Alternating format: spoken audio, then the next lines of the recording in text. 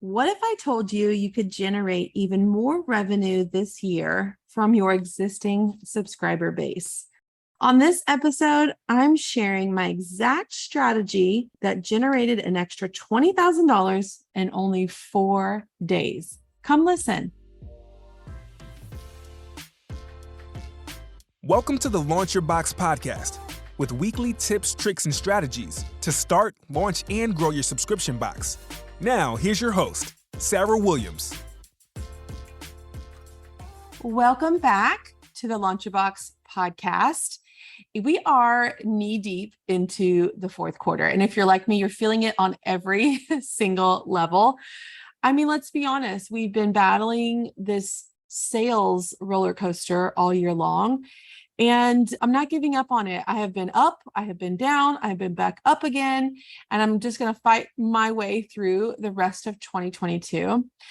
But last week, I sold my annual holiday gift boxes, and I sold out in 4 days. And it's been such a successful item that all I have to do is rinse and repeat it year after year. And I'm having consistent success. And with the roller coaster of the year of being up and down and up and down and up and down, I thought I really am grateful. I'm grateful that I was able to generate an extra $20,000 over the weekend. And I'm going to break it down for you today on this podcast episode. I'm going to tell you exactly what I did, what I do year after year. It's literally a strategy that you rinse and repeat. So once you lay it out and implement it for year one, you just do the same thing every year. And you're creating this habit. You're almost creating like a ritual for people to come buy these gift boxes from you year over year. They expect them. They know when you're going to sell them. They're planned for them. And it's such a great thing. And you still have time to do that this year. You can literally do this now. And so I'm going to break it down for you, my holiday gift box strategy, so that you can do the exact same thing. And I want to tell you that it's not just me. It's not just me that has these results. There are members of our mastermind having similar results. I was thinking about a story. It's one that you might remember from a previous podcast episode. But Nicole from the gpigbox.com, she joined Launch Your Box back in the fall of 2020. And she jumped in and started building her audience for guinea pig box owners. And she said, yeah, this is a great strategy. I'm going to launch a one-time box. And so she launched her one-time holiday box for Christmas, and she sold hundreds of them. And she hadn't launched her subscription box yet. And this is why I'm telling you this story, because you might be listening and haven't launched your subscription yet. And you might think, well, this doesn't apply to me, but it does. You could launch a one-time holiday box right now for Christmas, and then it will propel you into 2023. And that's what Nicole did. She launched her one-time box. She had been working on building her audience, and she sold hundreds of this box, like hundreds of them. So then in 2021, in last year, her subscription went from 0 to like 700 or 800 subscribers that year. And she continues to grow and nurture. She's launched a second box this year for bunnies. But it was this one box, this one holiday gift box that she put together that really was the catalyst for having her successful subscription box. It was the proof of concept that she needed to launch the monthly subscription. And now she's got monthly reoccurring revenue month after month after month in her bank account, paying her well because she got started. And she got started with this one-time holiday box. So even if you haven't launched yet, you can do this. But I want to make sure you have been working on building an audience first. You can't launch anything to no one. And you know that I talk about audience building is super duper important. So I want to make sure you've been audience building before you start this. If you've been working on audience building for 30, 60, 90 days, let's launch a one-time box. If you're brand new and you haven't even started audience building, we're not going to put together a one-time box. Well, I need you to focus on building that audience. But if you're a subscription box owner already, it's an amazing way to grab additional revenue right now. We want to capitalize on the customers that are already buying from us. Okay. So our subscribers are our most loyal customers that we have. Not only do they buy the subscription box, but they buy stuff out of our shop month over month. They want more of what you have. And so we're going to create a holiday box that they can gift to themselves, they can gift to their loved ones, they can gift to their friends, but we're going to generate some serious extra revenue with it. So let me just break it all down for you. If you've got a notebook, if you're listening while you're walking on your phone, maybe grab the notes app. Let's take some notes, or just listen and you can go back and make notes later. But let me break down my strategy. So I always run my pre-sale of this holiday box in late October. So usually the last couple weeks of October are the perfect time.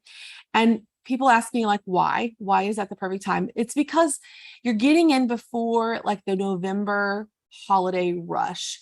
So you know what it's like in November. More ads, more big box stores, more noise, more of everything starts to happen in November. Black Friday gets earlier and earlier every single year. So I like to do it in late October where there's not a lot of noise going on. We're getting in before the big box stores are really promoting things. And so that I can feel seen and heard as I'm promoting this box. That's why I do it at the end of October. And another reason is that I do it because a lot of times I don't even have the product ordered yet. And I did it this way my very first year because I wanted to see how much I would need. Like I didn't know what I was going to sell, how many of them I would sell. So I wanted to get an idea of how many of these boxes I needed. So I did a pre-sale to kind of see what the interest level was.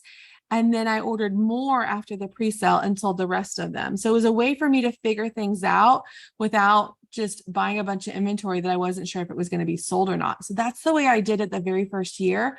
And it's just worked out flawlessly to continue to do that year after year. Even though I know my number from month to month, how many I'm going to sell, it just works out. Because here's another reason why doing it in October works out so well is that I have all of November to put these boxes together. You know, I have the monogram box. I have to monogram all of these in between all of our regular orders, all of our subscriptions for November and December. So I needed time to work these in. And so it gave me enough time that I wasn't working like a crazy person between Thanksgiving and Christmas every single year. I mean, I'm still working like a crazy person, but not double crazy person. So pre-sell the box late October. That was my plan. So in September, I started to build a wait list. And even in September, I still wasn't sure exactly what I was going to put in the box, but I was building a list while I figured that out. So hear me say that. You don't have to have it all figured out while you're building a wait list. Like put the wait list up and then let's sit down and figure it out. You don't think that everything has to be perfect before you start something. So the first thing that I did was I set up a landing page on my website. It was very simple, not complicated.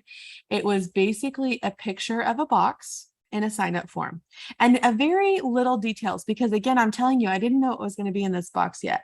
I just knew I was going to have a holiday box and I knew I wanted to build a wait list. I didn't know all the details yet. So I just let them know that our holiday box pre-sale was coming soon. I put a picture of the box that I had from last year. You can make a mock-up, whatever you want to do, and ask them to give me their name and email. And then I also set up a keyword inside my texting app.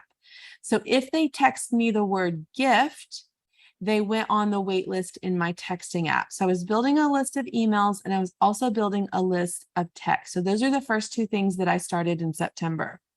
And then every time I do this weekly live, every week. So every week when I was live, I would mention that the holiday pre-sale was coming up. I would give them the date, kind of like a save the date.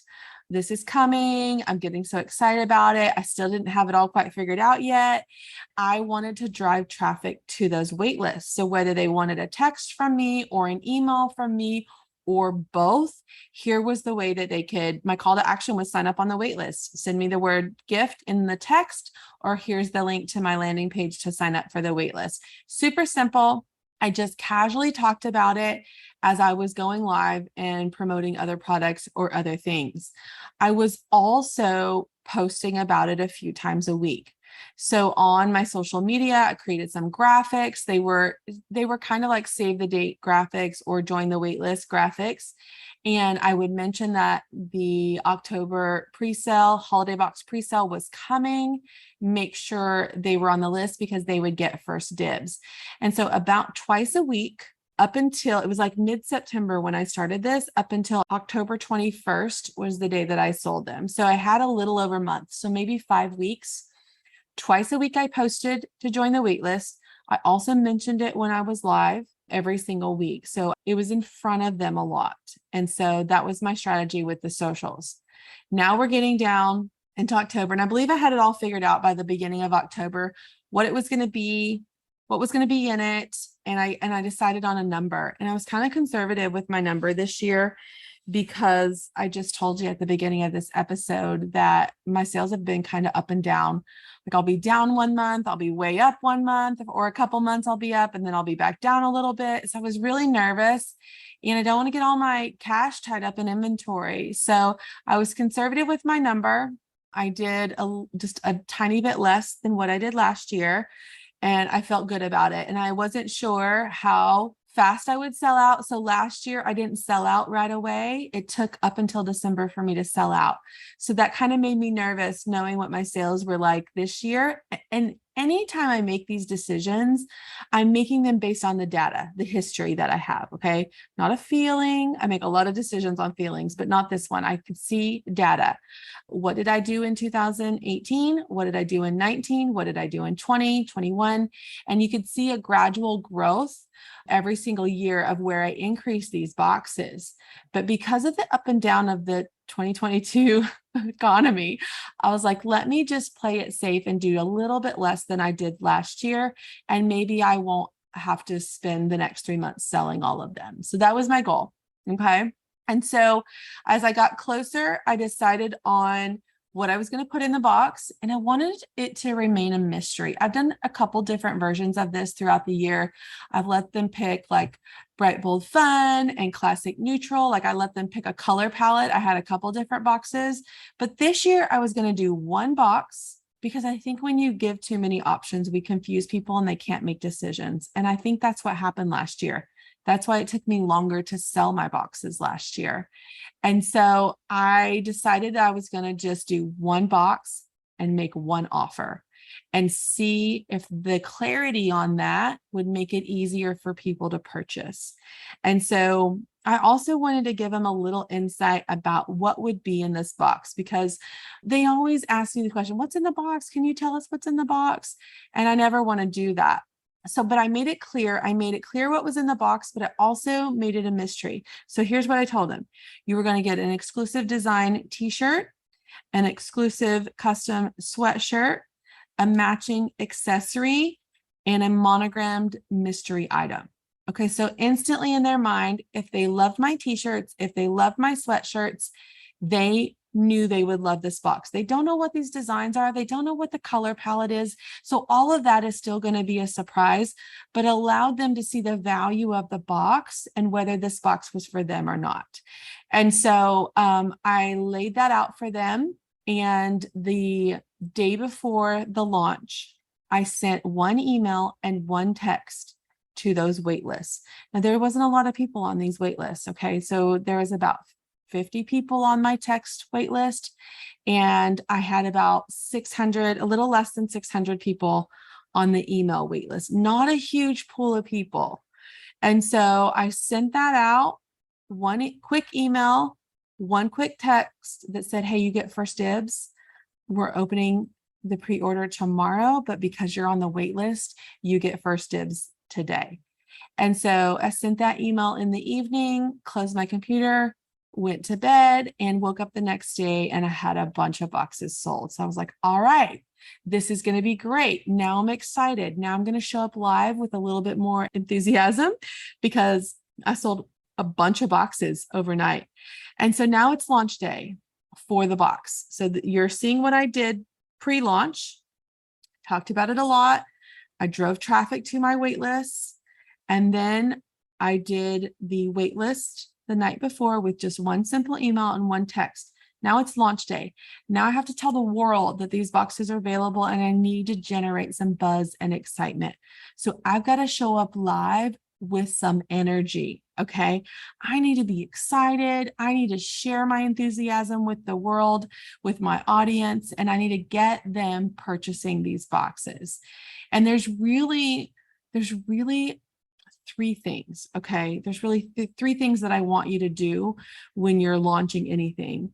And that is to create scarcity, urgency, and exclusivity. Those are the three things that really make a difference in any kind of launch. But I want to remind you, I didn't have any of this product. I just figured out what I was going to put in these boxes a few weeks ago. None of the product was there yet. And because the product was so size specific, I wasn't even going to order it until I got through the pre-launch. That way I could order the exact sizes. I could adjust and increase whatever size was selling best and plan for more boxes later after the pre-sale. But I didn't have anything to show them. I didn't have any sneak peeks. I didn't have any teasers. So I just had to show up live, just me, face to camera, bring in the energy. And I really needed to talk about the scarcity, the urgency, and the exclusivity so that people had a reason to buy and to buy that day. And so my scarcity was really that these were limited numbers. And I said, hey, I have less than I did last year. These are limited. If you want a box, you probably need to get in on the pre-order. I don't know if we're going to have any after the pre-order. The urgency was that if you did the pre-sale, it guaranteed you a box in your size. And it's only available now. It was only available for a short amount of time. So if you wanted to guarantee that you could get one of these boxes, you needed to buy during the pre-sale. I gave them a reason to not put it off. I gave them a reason to buy it right then because it was not going to be available later. And then the exclusivity factor that I gave them was that you're not going to be able to get these items outside of this box. These are only available for the holiday gift boxes. So you don't want to wait till you see this and have missed out on it because it won't be back. So I created the scarcity, the urgency, and the exclusivity. I created feelings of needing to go buy it right then. And that's what we want to do for any of our launches. And I brought the energy about the fun. Only thing I had to show, because I didn't have any of the product, was the box. And I was using the same box that I used last year as a cute little Christmas box that I had custom made. And I had pictures that I had taken last year. Now, I wish I would have taken more pictures. I didn't take enough pictures, but I had some. So I shared a picture that was in a cute little red box and got them excited about giving it as a gift. And so this is all on the launch day. I did start running Facebook and Instagram ads that morning, but the fact is I probably didn't even need them because by the time the ads got out of review, I had already sold half of the boxes that I had. I'd already sold them. I started the ads thinking I would run them for about 7 days during the pre-sale, but you're going to find out what happens next. So on launch day, after my live, I sent out an email and a text that, hey, pre-sale boxes are live. Go grab them. You're going to need to know this person's size and monogram, and just really generated some buzz that day. I only did 2 more posts on my social media that day, and both of them were about these boxes. So we created a whole set of images inside Canva with a template and color palette. So everything looked the same. So I just pulled those images and posted the excitement, what they were going to get, when it was going to come, what to expect, who they should buy them from. So if they saw my image in their feed and I said, you need this for your sister, they're like, oh yeah, my sister does need this. So I just reminded them that, who the gifts were perfect for and that they had those people on their lists. I also changed my Facebook header that day. So the top of my Facebook header was all about the boxes. It just gave my whole page the feel that we were doing something special and different. And that's what you want to create when you're launching anything. You want to create a feeling that this is special and different. And so let's recap day 1 activities real quick. I did a Facebook Live. I sent an email to my entire list. I sent a text to my entire list. I did 2 more static posts on my feed, all about the boxes, and I changed my Facebook header. So those were 5 things that I did on launch day to promote this box. Now I'm rolling into day 2. Over half of my boxes have sold. I've passed my goal for day 1 of launch. I'm feeling excited. I want to keep the momentum going. So just because I'm beating my goal that I set for myself doesn't mean I need to pull back. We need to push forward. There's momentum here. So I'm going to lean into that momentum. And day 2, I resent the launch day email to anyone that had not opened it. So I changed the subject line, I changed the preview line, but the entire content of that email was the same because they haven't read it anyway. They didn't open it. So I resent that email and I scheduled 2 more posts about the boxes that day. And I sold quite a bit more on day 2. I only had about 100 boxes left going into day 3. And so I knew that I needed to keep going strong because my most loyal customers, my biggest raving fans, have probably already purchased at this point because I'm in their face. I'm in their face on live. I'm in their face in email. I'm in their face on text. My ads are now running. So I'm in their feed. So I knew that I probably hit the bulk of my list already, but I needed to keep driving momentum on day 3. So I sent a last chance email to anyone that had opened my emails but had not purchased. So that was just a setting that I set up in Klaviyo as a segment. They had opened one of my emails from the last 2 days, but had not purchased one of our holiday boxes. And I said, hey, these are selling really quickly. I want to make sure you've seen this and that you get a chance to grab one before they're gone. And then I did a post that day. I kind of mixed in a few other things that day because I've been posting 2 days solid of just about the box. So I posted in some regular product, and then I put one big post in the evening that we were getting close to selling out. Day 4, I'm doing a live box opening for my subscription box. And I talked about it while I was doing that opening. I added a link into that live so they could go buy one. And at the end of day 4, we had sold out. I was going to send another text and email, but by the time I got to looking at that, we were down to only a couple. And by the end of the day, we had sold out. So I didn't have to send another email, but I probably would have had I not sold out already. So that's how I sold all of my holiday boxes and generated $20,000 in just 4 days. It's possible. It's possible for all of you. But if you're making notes right now, I can walk you through the rest of my strategy. Had I not sold out in 4 days, I didn't sell out during pre-sale last year or the year before. This was actually the first time I'd ever sold out during pre-sale, which surprised me because of that sales roller coaster I've been on. But if I hadn't sold out, I would continue the pre-sale. I had the pre-sale set up for 7 full days. And so I would email them a couple more times through that 7 days. I would post, I would probably do one more live on like the last 24 hours, like you have 24 hours left. And then once the pre-sale closed, I would turn off the product, so I'd make the product inactive so nobody could buy it anymore. And then in turn, I would go order the product. So this is what I have done in previous years. Once I do the pre-sale, I figure out how much I need. I estimate about 20% more product than what I sell on the pre-sale. And then I go order the product, and then we get it in and we start monogramming and sorting through the product for the pre-sale orders. Then once we have all the product here, we start monogramming, everything's in line. We say, okay, we have this number of boxes left, and then we do yet another promotion. So this is typically about 3 weeks later is when all of this happens, sometimes a little bit later, depending on how long it takes for that product to come in. So then you're able to take some sneak peeks because now the product is in. So you can do some sneak peek shots. I could do a picture of something being monogrammed up close. You can't really see what it is. And then I come back and go live with a whole new box campaign with my sneak peek pictures. And here's what I have left. And I would sell the remaining number of boxes, and I would just leave them up for sale until they're gone. And so that's how I typically run this promotion. But I got fortunate enough this year that I sold out on the pre-sale.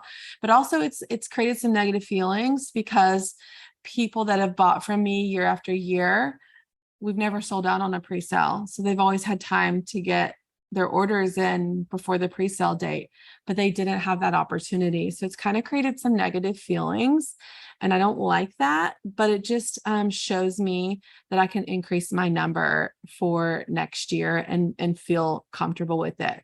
And I can feel comfortable with it because this is something that I do every single year. And if you can create this habit, this ritual for your business, the people will show up year after year to buy the boxes because they love them and they know you're going to do it. So they're waiting for that moment. So it's just something that you should get going and that you should continue to do at the same time in the same way year after year. And I don't know, but I have thoughts that it's contributed to the success by me not offering multiple options.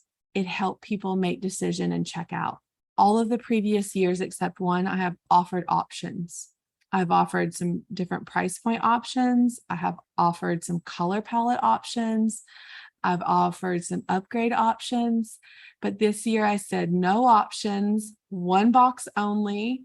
It's better for us at the warehouse. We can streamline this so much better. And actually, I think it was better for my customer.